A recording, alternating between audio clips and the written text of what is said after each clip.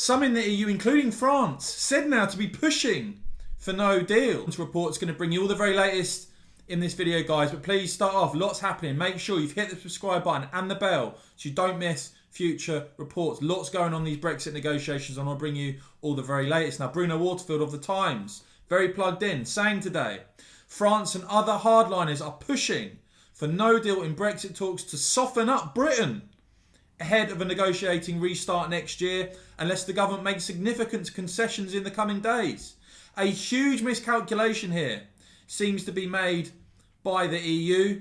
And I know that the overwhelming majority of you that support this channel, that watch this channel, that follow what's going on here on the channel, want a clean break from the EU, want no deal. So the idea that this would somehow soften up Britain seems to be a severe miscalculation. Now, the Times report states that they want the UK to make significant concessions in the negotiations in order for a deal to be done. Hardliners within the EU urging that unless the UK backs down over the next 48 hours, the EU should declare that negotiations have failed and for no deal to take place. Supposedly to bring Britain back to the table next year. Now, as many are now pointing out, this is a severe miscalculation by the EU, including Andrew Neil here, of course, very respected journalist and commentator, pointing out that responding to this report, saying it could just be a last-minute tactic.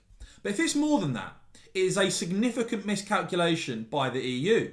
UK will not return cap in hand, more likely to conclude that if liberal country, free market, free trade economy, backing net zero with close military security ties to Europe can only get a punishment-beating deal with the EU, then the UK will proceed with no deal and make the best of it.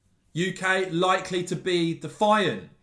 And he says that the UK-EU relations would be in the freezer for years. James Forsyth of The Spectator saying no deal would not be the continuation of negotiation by other means, as the EU now seem to think. It would poison, he says, relations between the UK and the EU, creating such bad blood that it would be very hard to see how talks could resume. And Raoul Ruparel responded to that by saying, tend to agree, no deal won't be a short, sharp thing.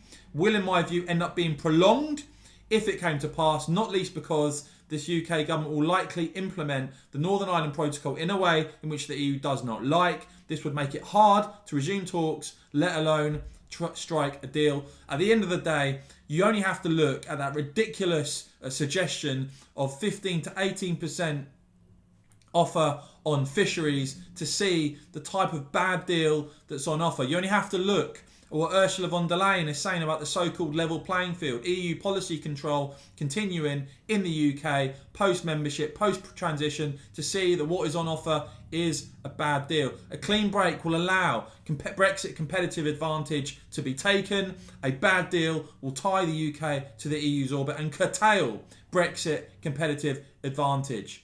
Many now clearly looking at the EU thinking that they're making a massive miscalculation when it comes to no deal. Let me know in the comments below, guys, what you make of all of this. And as ever, if you've enjoyed this video, if you found it helpful and informative, please hit the thumbs up button, hit join to become a supporter. And of course, guys, as ever, thank you so much for watching.